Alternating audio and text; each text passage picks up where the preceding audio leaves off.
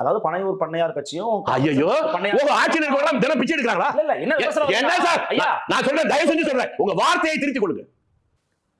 விஜய் இருக்கிற பணத்தை விட ஸ்டாலின் ஒரு குடும்பத்துல பணம் கம்மியா?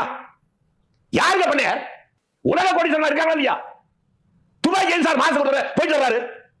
சொல்லுங்க துணை மந்திரி, அங்க என்ன இருக்கு சொல்லுங்க. சும்மா பண்ணையார் வார்த்தை ஜாலம் போடாதீங்க. ஏழை எளிய மக்கள் தெருவில் செத்துக்கிட்டு இருக்கான். நீங்க அவங்க எல்லாம் பண்ணையாரு, இவங்க எல்லாம் ஏழை எளிய கோயிலுக்கு முன்னால வந்து பிச்சை எடுத்தா சாப்பிட்டு இருக்காங்களா? தெருவுக்கு வராங்களே என்ன தினமச தெருவுக்கு வரட்டும், தெருவுக்கு வர. நான் திரும்பி கேட்கிறேன், என்ன சார் ரோட்டுக்கே வர, வீட்டை விட்டு வெளிய நான் முதல்ல கேட்டதுக்கு பதிலே சொல்ல.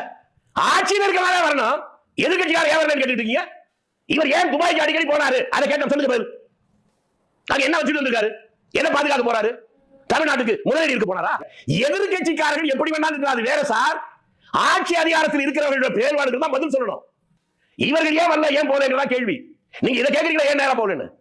கள்ளக்குறிச்சி 69 பேர் செத்தாங்களா? இன்னைக்கு வரும் முகமதி போயிருக்காரா? என்னைக்கா நீங்க கேட்டீங்களா எதை பேட்டியில?